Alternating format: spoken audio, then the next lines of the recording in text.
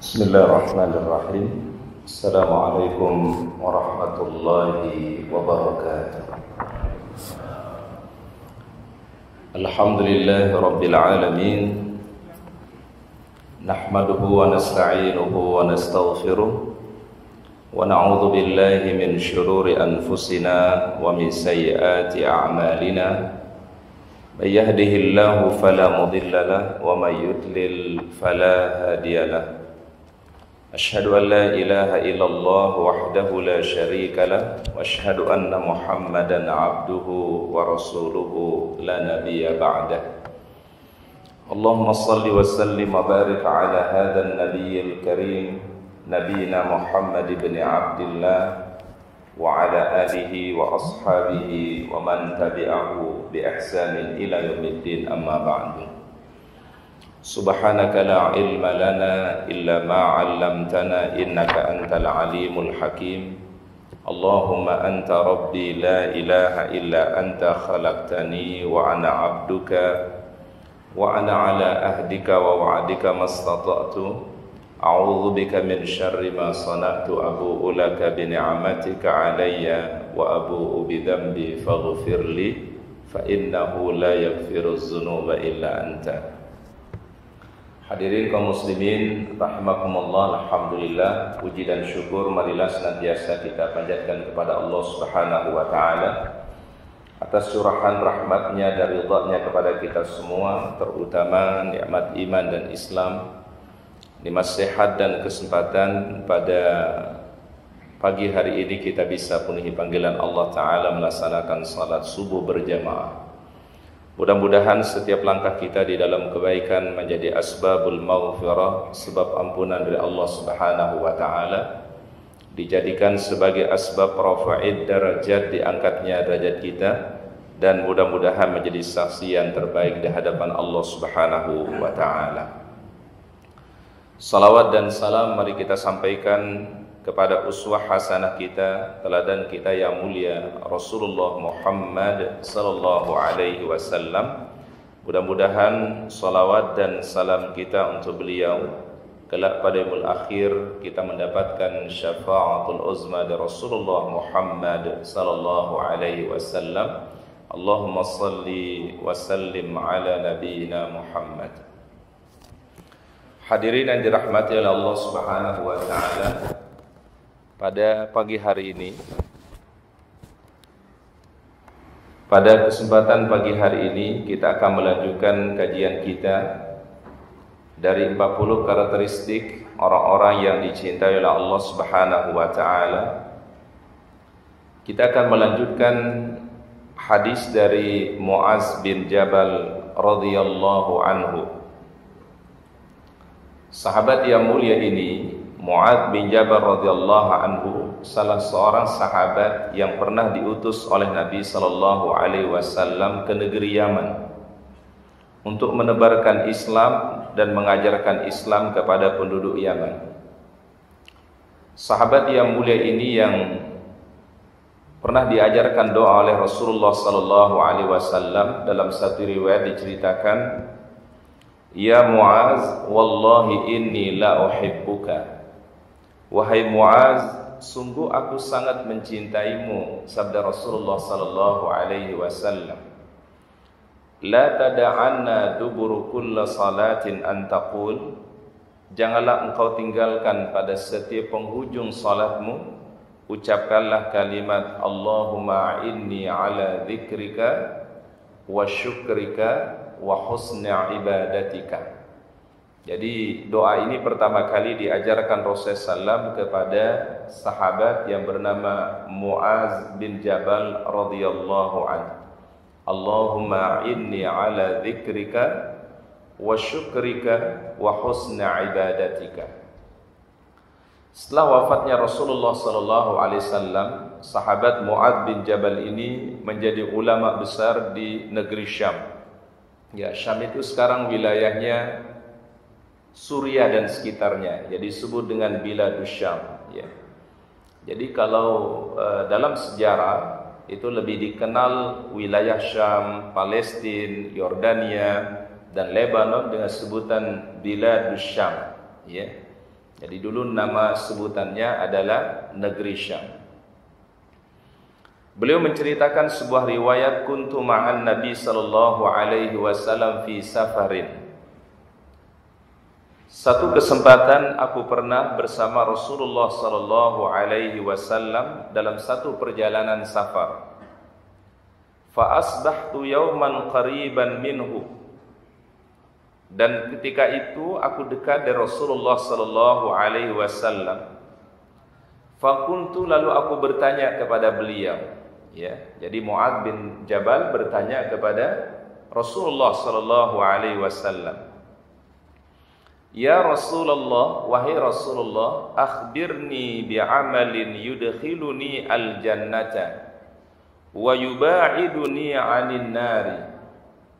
Wahai Rasulullah sallallahu alaihi wasallam, beritahukanlah kepadaku satu amalan yang memudahkan aku untuk sampai kepada al-jannahnya dan menjauhkan aku dari siksaannya. Qala, lalu Rasulullah SAW menjawab, laqad sa'altani an 'azimin.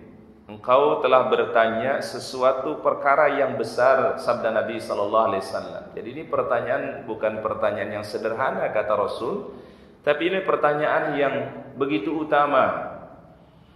Wa innahu layasirun 'ala man yassarahu Allahu alaihi.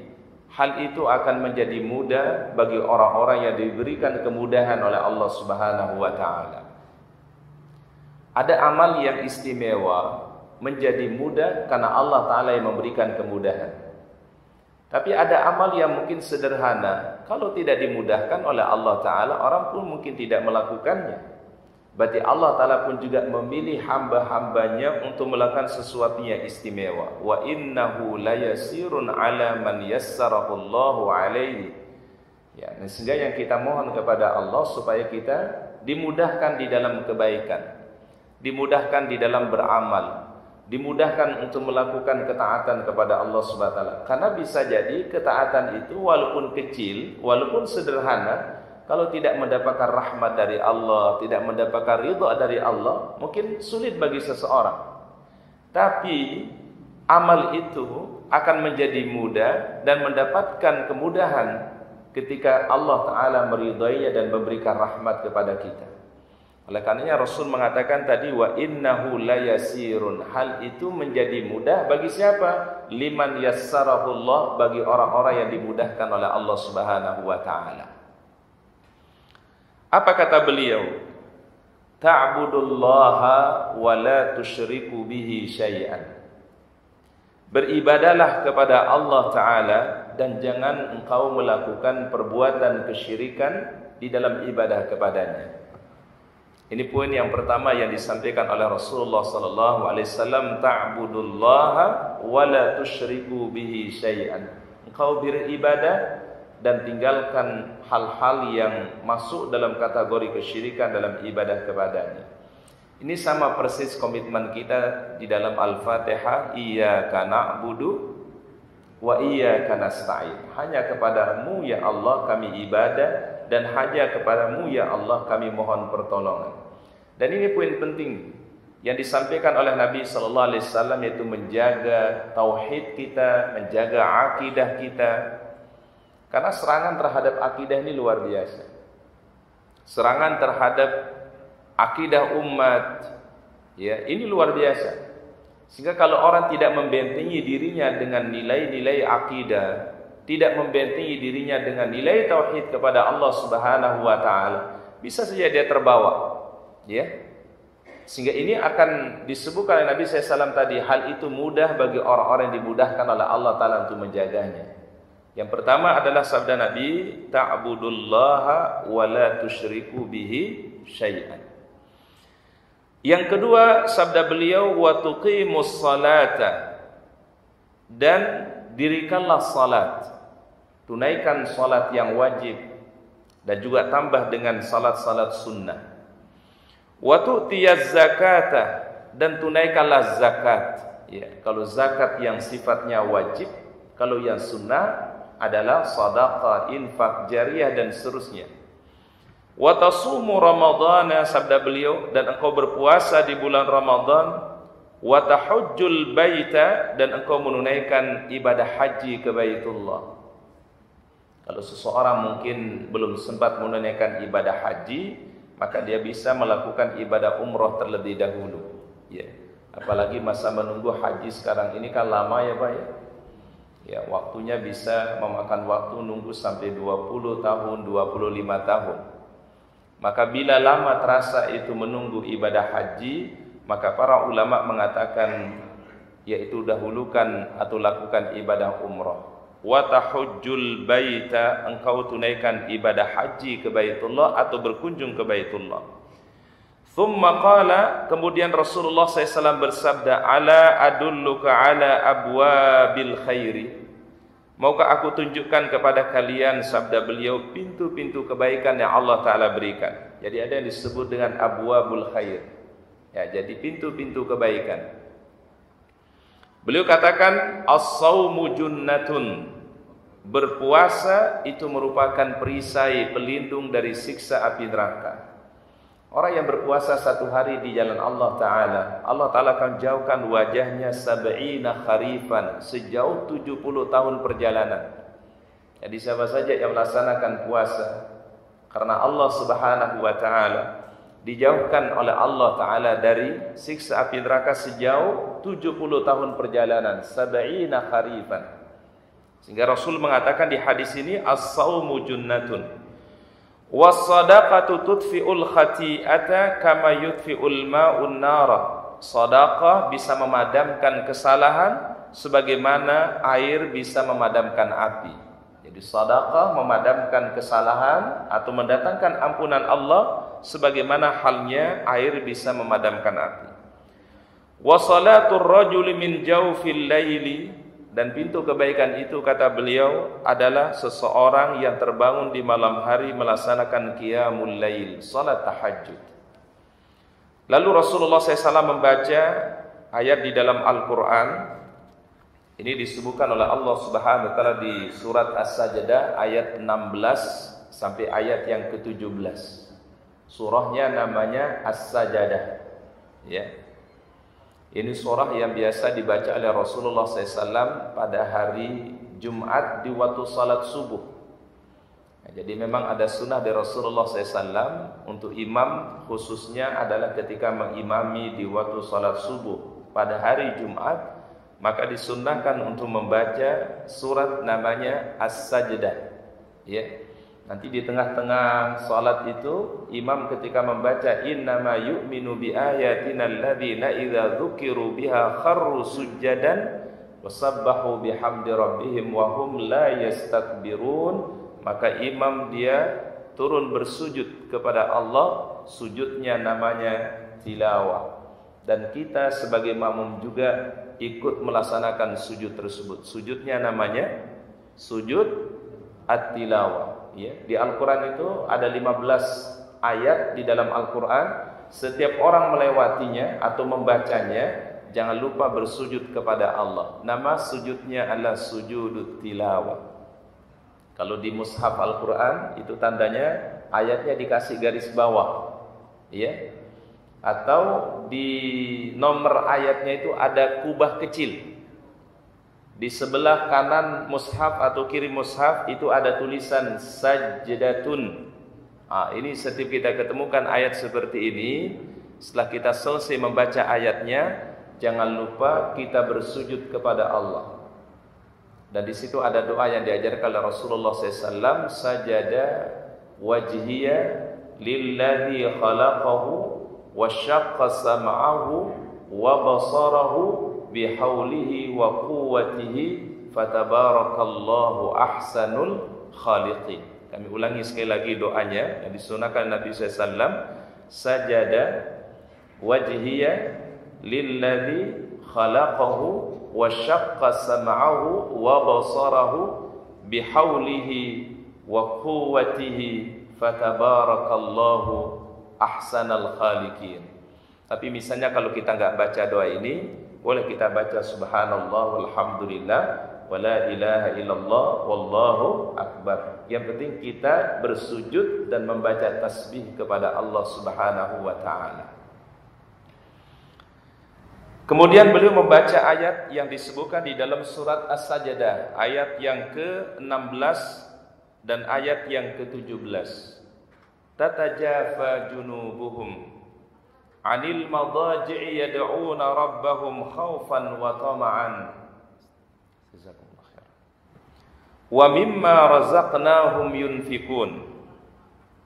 Lambung mereka jauh dari tempat-tempat tidur mereka. Ini menandakan apa, Pak? Terbangun di malam hari. Jadi bahasa Al-Quran indah, Pak.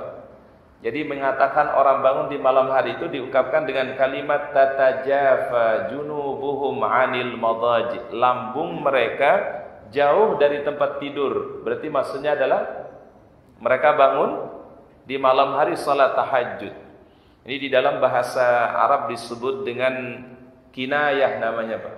Bentuk kiasan dari Allah Subhanahu wa taala, ya, orang-orang yang lambung mereka jauh dari tempat tidur mereka. Maksudnya adalah mereka terbangun di malam hari untuk salat tahajud. Yad'una rabbahum. Mereka berdoa kepada Rabb mereka khaufan wa tama'an, dengan penuh rasa takut dan juga dengan penuh rasa harap. Wa mimma razaqnahum yunfikun, dan ia memberikan apa yang telah kami rezekikan kepada mereka. Fala ta'lamu nafsun ma ukhfiya lahum min qurrati a'yun jazaa'an bima kanu ya'malun. Setiap jiwa tidak mengetahui apa yang telah Allah Ta'ala sembunyikan untuk mereka min qurratu a'yunin, dari segala kesenangan dan kebaikan-kebaikan. Jadi balasan orang-orang yang salat tahajud, balasan orang yang salat malam, tidak ada yang mengetahuinya kecuali hanya Allah Subhanahu wa taala. Walaupun Rasul menyebutnya hanya beberapa bagian, itu baru dari sebagian kecil nikmat yang Allah Taala berikan bagi orang-orang yang salat malam atau salat tahajud. Ya. Karena kan disebutkan oleh Rasulullah SAW misalnya fadilah tahajud, doa-doanya terkabulkan, Allah Taala memberikan ampunan. Tetapi kebaikan yang Allah Taala berikan melebihi dari apa yang telah disebutkan di dalam Al-Quran atau hadis Rasulullah sallallahu alaihi wasallam. Jazaan bima kanu ya'malun, sebagai balasan terhadap kebaikan-kebaikan yang mereka lakukan, ya. Sehingga keutamaan tahajud itu adalah tidak terbatas pahalanya, tidak terbatas kebaikannya, dan bahkan kebaikannya pun juga dirahasiakan keutamaan-keutamanya oleh Allah Subhanahu wa taala. Thumma qala, kemudian Rasulullah SAW melanjutkan hadisnya, ala ukhbiruka bi ra'sil amri kullihi wa umudihi wa dhirwati sanamihi. Maukah aku tunjukkan puncak dari segala sesuatu itu, kata Rasulullah SAW. Beliau mengatakan ra'sul amri al-Islam. Pangkal segala urusan itu adalah berislam. Jadi Islam itu adalah puncak atau pangkal dari segala urusan. Wa umuduhu as-salat, tiang-tiangnya adalah salat.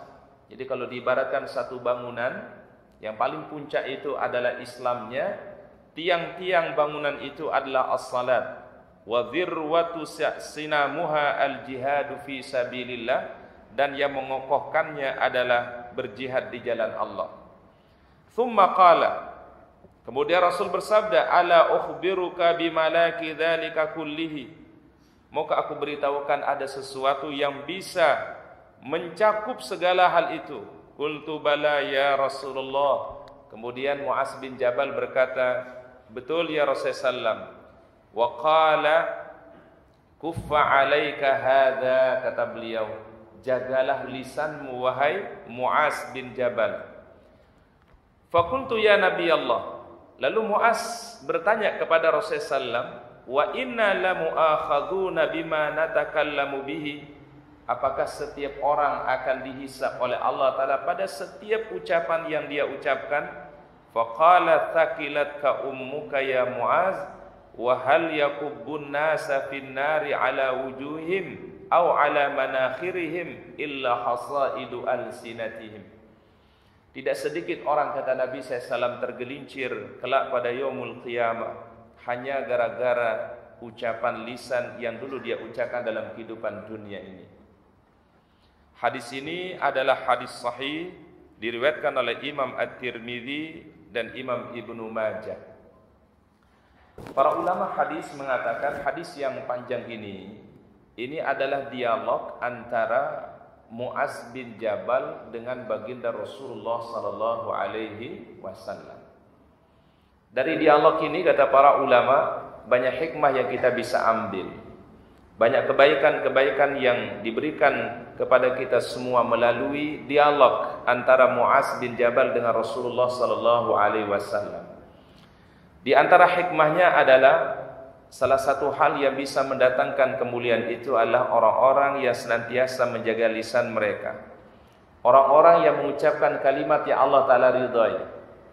Tetapi juga sebab daripada ketidakselamatannya seseorang. Bahkan seseorang bisa mendekatkan diri kepada kemurkaan Allah Ta'ala ketika orang itu tidak menjaga ucapan dan lisannya.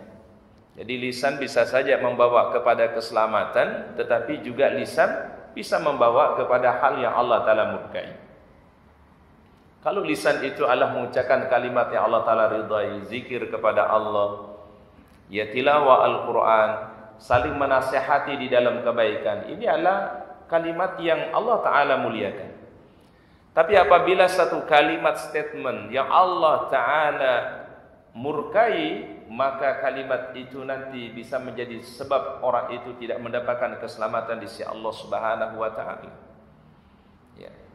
Ada hal-hal yang terkadang menurut manusia itu kecil, tapi konsekuensinya besar, Pak. Ya.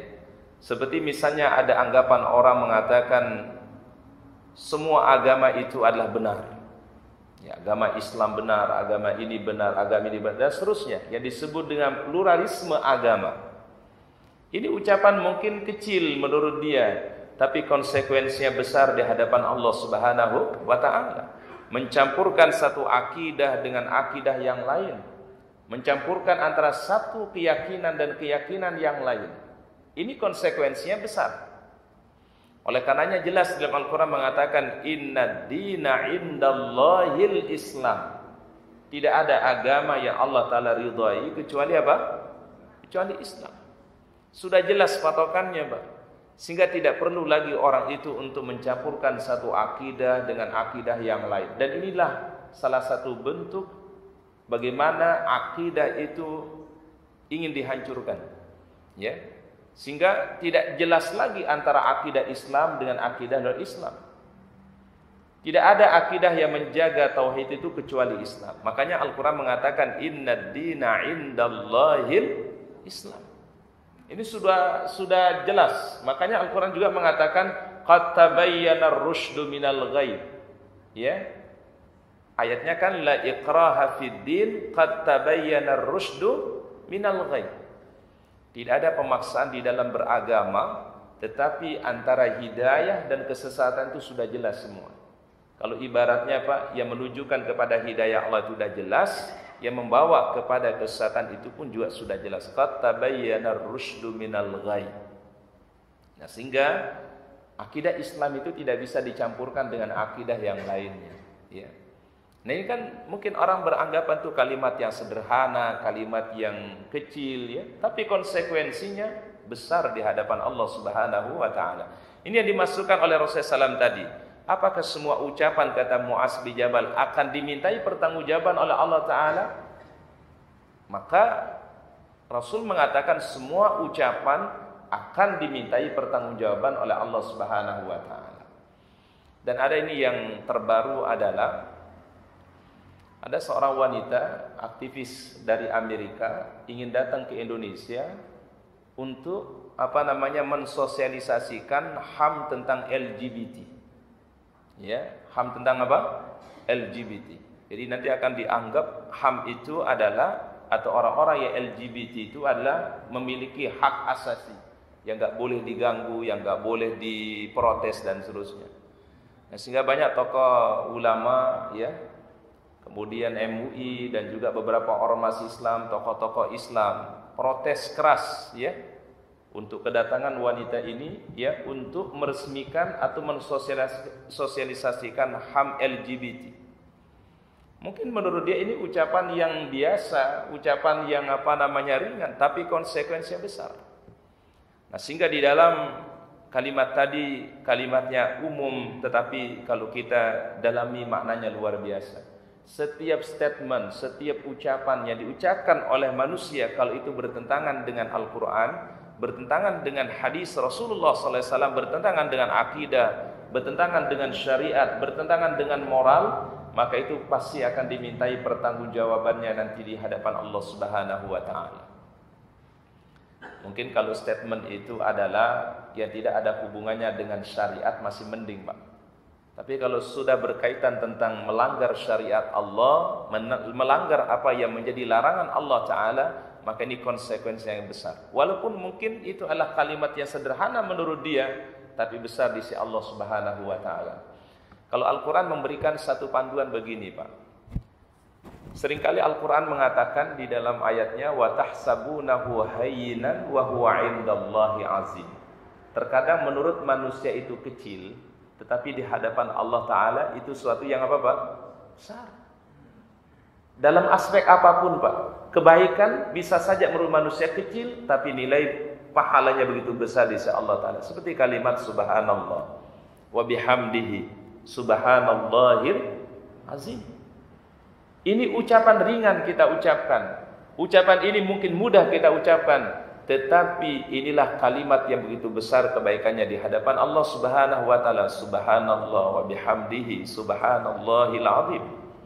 La ilaha illallah wahdahu la syarikalah, lahul mulku wa lahul hamdu wa huwa ala kulli syai'in qadir. Sederhana, kecil menurut manusia, tapi besar konsekuensinya di hadapan Allah Subhanahu wa taala. Ini hal yang baik. Tapi juga perbuatan yang mungkar, perbuatan yang jelas menentang syariah Allah Ta'ala, kecil menurut manusia, tapi besar konsekuensinya di hadapan Allah Ta'ala. Tahsabunahu hayyinan wa huwa indallahi azim. Azim itu apa nih azim, Pak? Besar.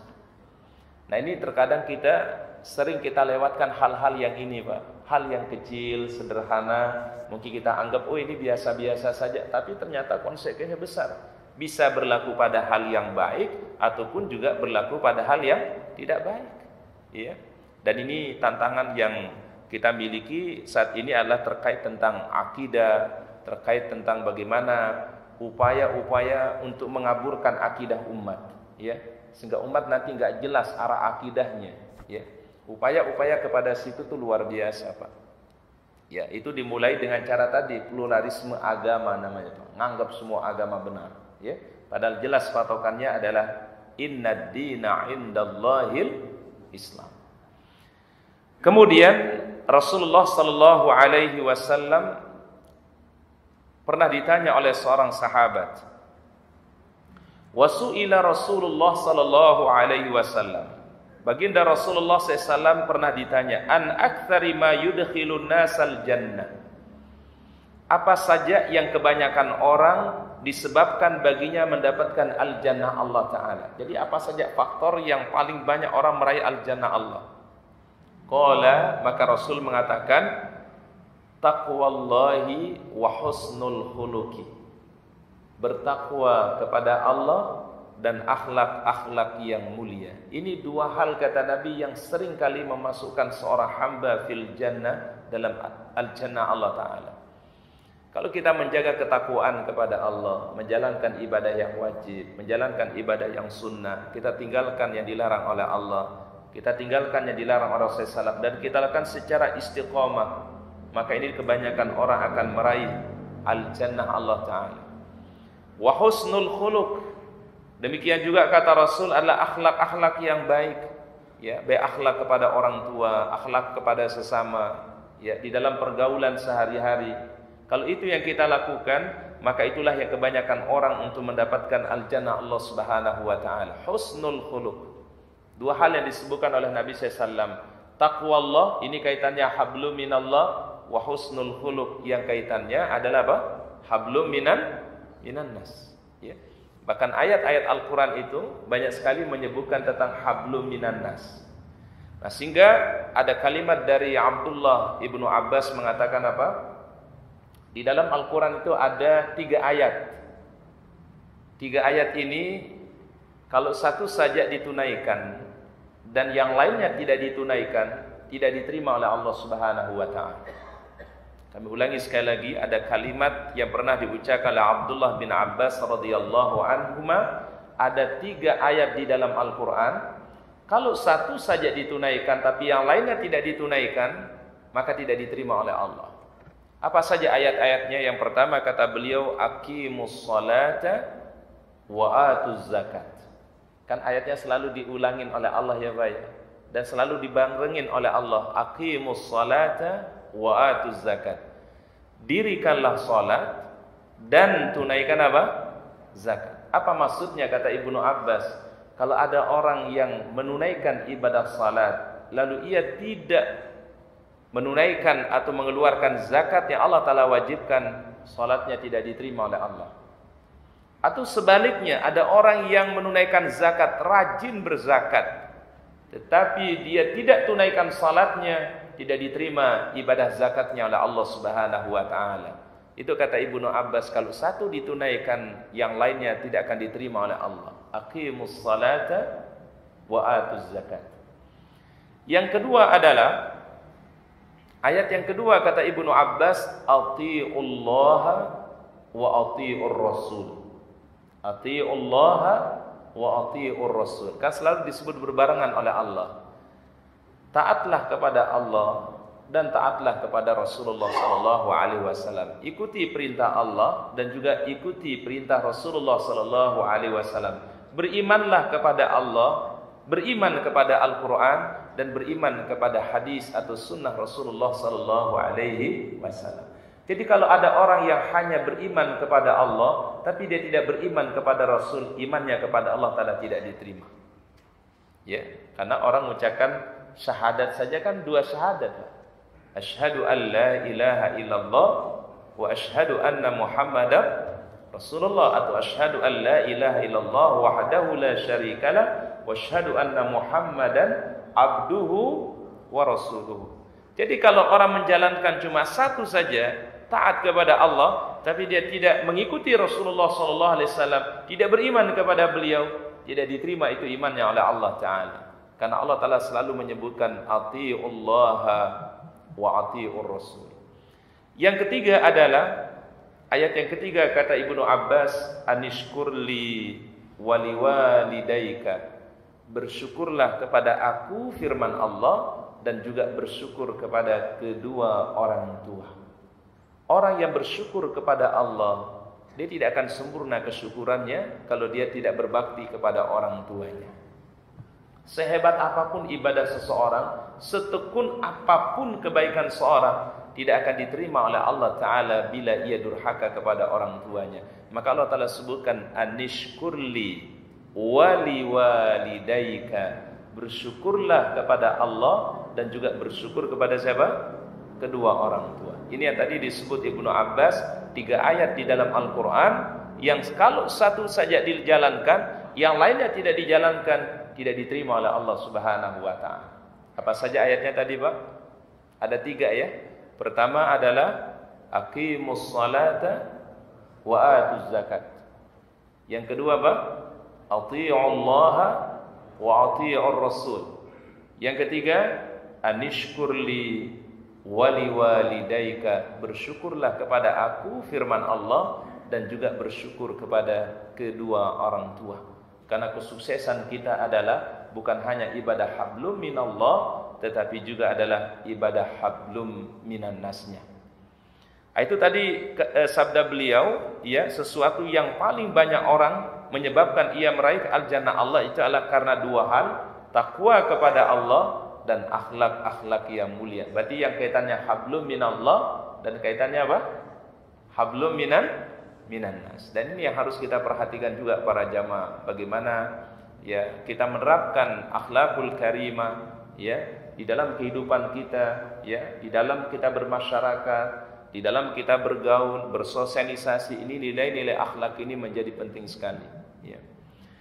Wasu'ila an aktsari ma yudkhilun nasan nara, ya. Kemudian Rasul ditanya, apakah sesuatu yang paling banyak menyebabkan orang mendapatkan neraka Allah Subhanahu wa Ta'ala? Beliau mengatakan ada 2 juga kata beliau. Pertama adalah al-famu. Ya, al-fam itu artinya lisan, Pak. Ya, kalau orang mengatakan lidah tak bertulang, ya Pak ya, apa ucapannya Pak? Lidah tak bertulang, apa maksudnya? Sesuatu yang orang kalau tidak bisa mengontrolnya dengan baik berbahaya. Ya, apa itu? Lisan. Lisan ini tidak bisa diabaikan Pak. Lisan bisa membuat orang berdamai, menjadi bagus, menjadi baik, tapi bisa juga karena lisan orang jadi bermusuhan. Karena lisan orang bisa menjadi satu dengan lainnya bermusuhan. Bisa menimbulkan perdamaian, tapi juga lisan bisa menimbulkan apa Pak? Permusuhan. Ya. Kan orang yang menebar fitnah itu kan berarti sama seperti apa Pak? Menimbulkan mudarat, ya. Hanya karena faktor lisan saja Pak. Statement dia, ucapan dia bisa mendatangkan kebaikan, tetapi juga bisa mendatangkan hal yang mudarat. Maka Rasul mengatakan al-famu, lisan, ucapan, ya. Kemudian yang kedua yang sering kali menyebabkan orang itu mendapatkan kemurkaan Allah Ta'ala atau api neraka Allah Ta'ala, al-faraju, ketika seorang tidak menjaga kehormatannya, melakukan perbuatan yang dilarang oleh Allah Subhanahu wa ta'ala, perbuatan zina. Ini yang menyebabkan seseorang ketika dia tidak menjaga kehormatannya, dia berbuat perbuatan zina, na'udzubillah. Itulah yang menyebabkan kebanyakan orang sahabat Nabi SAW mendapatkan kemurkaan dari Allah Ta'ala. Jadi ada dua hal yang mendatangkan keselamatan, tapi ada dua hal juga yang membawa kepada kesengsaraan, kata beliau. Dua hal itu tadi yang membawa keselamatan adalah takwa kepada Allah dan akhlak yang baik. Yang kebanyakan orang mendapatkan kemurkaan Allah, dua hal juga kata beliau, karena tidak menjaga lisannya dan juga tidak menjaga apa? Kehormatannya. Apalagi kita sekarang berada di zaman yang yang sangat terbuka, zaman yang disebut dengan zamannya media sosial, ya. Kalau orang tidak menjaga ucapannya, ya. Dan termasuk sekarang mungkin tidak ucapannya Pak ya. Apanya Pak? Ya, tangannya Pak. Ya. Nulis itu kan mohon maaf Pak sama dengan ucapan Pak. Ya. Memberikan komentar-komentar atau statement-statement dengan tulisan, ya, itu masuk dalam kategori ini Pak. Ini kalau dihubungkan Pak ada kaitannya nanti dengan seorang laki-laki yang menjatuhkan talak. Ya. Ada seorang ulama ditanya bagaimana hukumnya seorang suami menjatuhkan talak, tetapi bukan dengan ucapan. Dia tulis di WA, dia tulis di SMS. Gimana hukumnya? Kata para ulama, kalau seseorang menulis menjatuhkan talak kepada istrinya dengan tulisan atau dengan WA atau dengan WhatsApp misalnya, maka kata para ulama jatuh talaknya sama seperti dia ucapkan secara langsung. Karena tulisan itu adalah sama dengan apa Pak? Ucapan. Sehingga kalau kita kembali kepada hadis ini, bukan hanya ucapan secara lisan yang dimasukkan, termasuk adalah tangan jari kita ketika menulis sesuatu pun juga akan dimintai pertanggungjawaban oleh Allah Subhanahu wa ta'ala. Mungkin sekarang orang lebih banyak mainkan jari Pak dibandingkan dengan ucapan Pak. Betul ya Pak ya? Ya, sekarang lebih banyak orang menggunakan jarinya Pak. Tapi itu mewakili dari ucapannya. Nah, sehingga memang kalimat, statement, ucapan kita perlu jaga, ya. Jangan sampai menimbulkan permusuhan, jangan sampai menimbulkan hal-hal yang menimbulkan mudarat. Apalagi kalau sudah terkait hal-hal yang terkait kemaslahatan yang lebih besar. Kemudian Rasulullah sallallahu alaihi wasallam ya menyebutkan di dalam hadis yang lain, ya, may yadman lima baina lahyaihi wa ma baina rijlaihi adman lahul jannah. Barang siapa yang menjamin bagiku lisannya yang ada di antara dua tulang dagunya dan kemaluan yang ada di antara kedua kakinya, niscaya aku akan menjamin baginya al-jannah. Disebut oleh Rasulullah SAW, siapa yang menjaga ucapannya, lisannya, dan menjaga kehormatannya, Allah Ta'ala jamin baginya al-jannah. Ini dua hal ini yang sangat krusial sekali, ya. Yang ini orang, kata Rasulullah SAW, seringkali mendatangkan kemurkaan daripada Allah Subhanahu wa ta'ala kalau dia tidak gunakan dengan sebaik-baiknya, kalau dia tidak gunakan untuk ketaatan kepada Allah Ta'ala. Lalu Al-Quran pun juga menyebutkan, ya, di dalam beberapa ayat di surat Al-Isra, ya, ayat yang ke-44, A'udzu billahi minasyaitonir rajim. Bismillahirrahmanirrahim. Tusabbihu lahus samawati sab'u wal ardu wa man fihinna. Langit yang 7, bumi dan semua yang ada di dalamnya bertasbih kepada Allah. Jadi langit yang 7, bumi ini, seluruh penghuni langit dan penghuni bumi bertasbih kepada Allah Subhanahu wa taala. Wa in min syai'in illa yusabbihu bihamdihi. Tidak adalah sesuatu yang ada di alam semesta ini kecuali mereka bertasbih kepada Allah. Walakin la tafqahuna tasbihahum, namun kalian tidak mengerti bagaimana cara makhluk Allah Ta'ala itu bertasbih. Kalau kita mungkin tasbihnya yang secara umum, ya subhanallah walhamdulillah wa la ilaha illallah wallahu akbar. Subhanallah wa bihamdihi subhanallahil azim. Atau subhanallah bihamdihi adada khalqihi wa ridha nafsihi wa zinata arshihi wa midada kalimati. Ini tasbih yang luar biasa, Pak. Ini terutama dibaca pada salat subuh, ya di pagi hari. Subhanallah wa bihamdihi adada khalqihi wa ridha nafsihi wa zinata arshihi wa midada kalimati. Kita baca sebanyak 3 kali. Ini punya fadilah yang dikisahkan tentang hadis Juwairiyah radhiyallahu anha. Jadi satu kesempatan Juwairiyah, istri Rasulullah sallallahu alaihi wasallam, dia pernah duduk dari waktu salat subuh sampai terbit matahari, sampai waktu syuruk. Ketika Rasulullah SAW balik dari masjid, pulang ke rumah, ternyata Juwairiyah masih duduk di situ. Rasul tanya, "Wahai Juwairiyah, apa yang kau lakukan?" "Ya Rasul, dari tadi, dari subuh sampai sekarang, aku berzikir kepada Allah Ta'ala di tempat ini." Lalu kata beliau, "Wahai Juwairiyah, ada amalan," kata Nabi, "kalau engkau baca 3 kali dalam setiap pagi harinya, Allah Ta'ala memberikan kebaikan seperti engkau berzikir dari waktu subuh sampai waktu syuruk."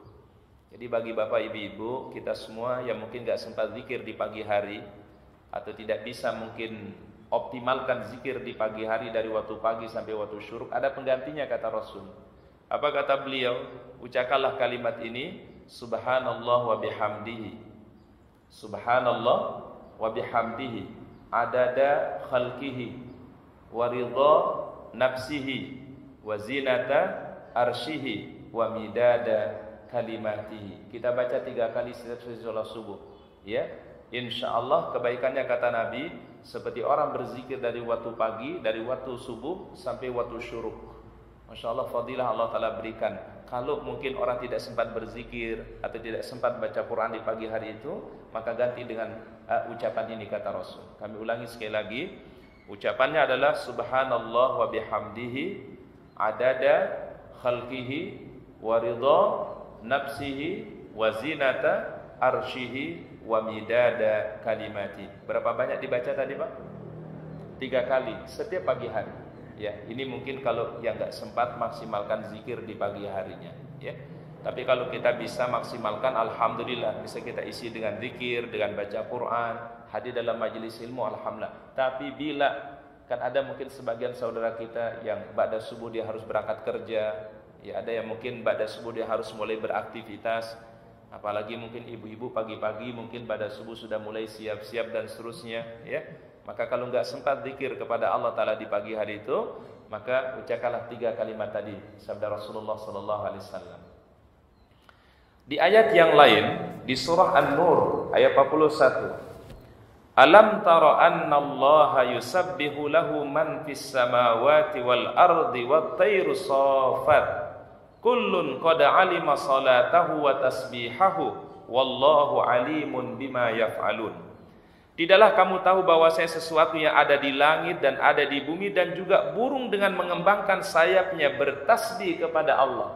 Jadi burung ketika terbang, dia mengembangkan sayapnya, itu mereka bertasbih kepada Allah. Jadi setiap gerakan sayapnya itu adalah tasbih kepada Allah. Masing-masing telah mengetahui cara sholat dan tasbihnya. Tolong kita perhatikan di ayat ini, Pak. Berarti semua makhluk Allah itu melakukan 2 hal. Ada sholat dan ada tasbihnya. Setiap makhluk, ya, ada sholatnya dan ada apanya, Pak? Tasbihnya. Tetapi apa kata Allah? Ya, kalian tidak mengetahui bagaimana cara sholat mereka dan bagaimana cara tasbih mereka. Kalau kita mah sholatnya adalah dimulai dari takbir, kemudian diakhiri dengan apa, Pak? salam, ya. Jadi bidayatuha at-takbir wa nihayatuha taslim. Itu kalau kita. Tapi makhluk Allah Ta'ala yang lainnya, mereka sholat, mereka bertasbih. Tapi kita tidak tahu cara mereka sholat, cara mereka bertasbih. Wallahu a'lam. Tapi Allah Ta'ala katakan, setiap makhluk Allah Ta'ala itu adalah mereka punya cara sholatnya dan mereka punya cara apanya, Pak? Tasbihnya. Ya. Kalau kita kan memang kita pahami cara sholat kita pahami cara tasbih kita, tapi makhluk Allah Ta'ala yang lain itu pun juga mereka punya sholat dan juga mereka tasbih. Ada hal yang direnungin kata para ulama, kenapa disebut sholat? Ya, kalau kita perhatikan perintah sholat itu Allah Ta'ala perintahkan kepada Nabi tidak di bumi, Pak. Tetapi perintah salat itu diterima ketika beliau melakukan Isra dan Mi'raj. Berarti di langit, bukan di bumi, Pak. Dan tidak melalui perantara malaikat Jibril alaihi salam. Kalau perintah-perintah yang lainnya melalui malaikat siapa? Jibril. Tapi kalau salat langsung Rasul terima dari Allah Subhanahu wa taala. Hikmahnya yang paling besar adalah seseorang akan ditinggikan derajatnya oleh Allah karena salat yang dia tunaikan. Seseorang akan ditinggikan kedudukannya oleh Allah Ta'ala, dimuliakan kedudukannya ketika dia menunaikan salat. Maka disebut salat itu oleh para ulama mi'rajul mu'min. Ya, mi'rajnya orang-orang beriman. Jadi seakan-akan ketika orang salat itu sedang melakukan mi'raj, sebagaimana mi'rajnya Rasulullah sallallahu alaihi wasallam. Berarti mi'rajnya bukan di dunia, Pak, tapi mi'rajnya menuju apa, Pak? Menuju ridha Allah Subhanahu wa taala. Oleh karenanya salah satu sebab ruh orang beriman itu dikenal oleh para malaikat karena dia rajin sholat, Pak. Karena kan ruh orang beriman kata Rasul kalau dia meninggal dunia kan akan dibawa ke langit, Pak. Betul ya, Pak ya? Di langit pertama akan ditanya oleh malaikat ruh siapa ini. Langit yang kedua akan ditanya ruh siapa ini. Sampai langit yang ketujuh. Kalau dia orang beriman, dia akan disebut namanya. Karena kenapa? Karena dulu di dunia ia bermi'raj kepada Allah Ta'ala dengan salatnya. Jadi salah satu yang bahkan ruh itu diangkat oleh Allah Ta'ala kepada langit atau ke langit itu karena dulu orang-orang beriman di dunia itu adalah menunaikan ibadah salat mereka. Sampai-sampai ruhnya mereka itu dikenal oleh para malaikat-malaikat yang mulia. Ini yang disebut di dalam Al-Quran fi illiyin. Ruhnya orang beriman itu di mana, Pak? Illiyin. Karena akan diangkat menuju Allah Ta'ala dari langit yang pertama, kedua, ketiga, keempat, kelima, keenam, ketujuh sampai menuju Allah Subhanahu wa Ta'ala. Wallahu a'lam bishawab. Mungkin itu yang bisa kami sampaikan pada kajian hari ini. Semoga Allah Ta'ala berikan ilmu yang bermanfaat. Allah Ta'ala hadirkan keberkahan dan kemuliaan. Dan mudah-mudahan kita diberikan kesehatan, dijaga kesehatan kita oleh Allah Ta'ala. Bismillahirrahmanirrahim. La yadurru ma'asmihi syai'un fil ardi wala fis sama' wa huwas samiul alim. A'udzu bikalimatillahi tammati min syarri ma khalaq. Baik, wallahu a'lam bishawab. Kami kembalikan ke MC. Fadhal MC.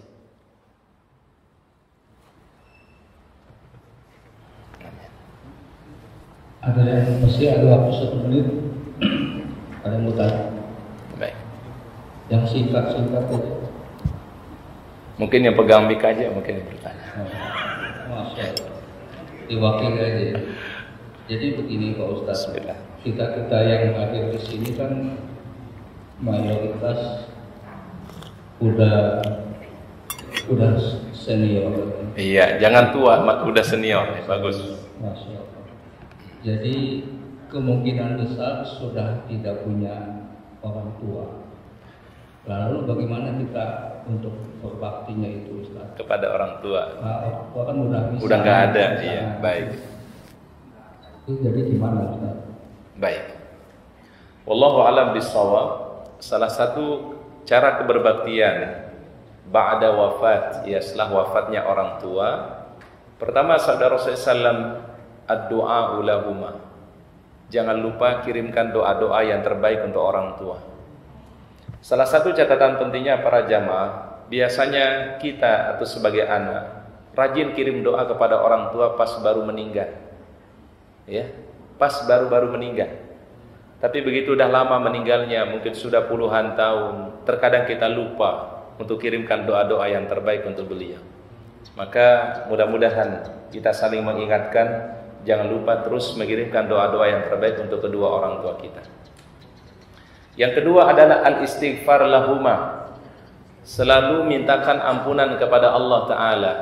Apa doanya? Allahumma gfir lahu warhamhu wa'afihi wa'fu anhu. Allahumma gfir lahu warhamhu wa'afihi wa'fu anhu. Cara yang ketiga adalah silatul arham allati la tusal illa bihima. Sambung tadi silaturahim dengan keluarga orang tua. Orang tua punya saudara, orang tua punya ponakan, maka kita sambung hubungan baik dengan keluarga orang tua. Jangan sampai putus hubungan keluarga walaupun orang tua sudah gak ada. Dan ini akan mengalir pahalanya, Pak. Jadi ketika anak-anak itu bersilaturahim, sebenarnya kumpul silaturahim, ketemu mungkin sepekan sekali, mungkin sebulan sekali, kebaikannya insya Allah akan mengalir kepada orang tua yang sudah meninggal dunia. Silaturahimnya dia tunaikan, dia jaga hubungan baik silaturahimnya. Kemudian adalah yang keempat, wa wafa'u nazarihima. Kalau beliau punya nazar yang mungkin beliau tidak sempat tunaikan, maka kita tunaikan nazar beliau. Ada yang bernazar mungkin berumrah, ada bernazar berhaji, atau dia punya nazar kebaikan yang belum sempat tertunaikan, maka anak lakukanlah nazar itu dan menjadi pahala untuk orang tua yang sudah meninggal dunia. Kemudian berikutnya adalah sedekah. Salah satu amalan yang bisa tersambung kepada orang tua walaupun sudah meninggal dunia, sedekah yang dikeluarkan dan diniatkan untuk orang tua yang sudah meninggal dunia, ya. Seorang wanita di zaman Nabi sallallahu alaihi wasallam pernah bertanya, "Ya Rasul, aku ingin bersedekah kepada orang tuaku yang sudah meninggal dunia. Apakah sampai kebaikannya?" Kata Rasul, "Shadaqalah," dan kebaikannya akan tersambung kepada orang tua. Bahkan Syekh Al-Utsaimin mengatakan semua jenis kebaikan yang dilakukan oleh anak semasa hidupnya di dunia akan tersambung pahalanya, keberkahannya kepada orang tua. Salatnya, puasanya, baca Qur'annya, zikirnya, salawatnya, istighfarnya, semua bentuk kebaikan ini akan tersambung kepada orang tua, akan memberikan keberkahan kepada orang tua. Jadi sebenarnya Pak, pahala-pahala kita, kebaikan-kebaikan kita bukan kembali kepada kita saja, insya Allah akan bermanfaat juga untuk kedua orang tua kita. Pahala sholat, pahala puasa, zikir, baca Quran, istighfar dan seterusnya, itu akan memberikan manfaat untuk kepada kedua orang tua kita. Nah, ini cara-cara kita berbakti kepada orang tua setelah beliau tidak ada, ya. Karena kita ini semua anak yatim ini, Pak. Ya, bahkan mungkin ada yang sudah yatim piatu dan kebanyakan yatim piatu kayaknya ini, Pak, ya. Baik, insyaallah itulah amalan yang sederhana yang diajarkan dan dicontohkan oleh Rasulullah sallallahu alaihi wasallam. Baik, mungkin itu yang bisa kita kaji, ya. Baik, Masya Allah. Silakan Umi. Baik.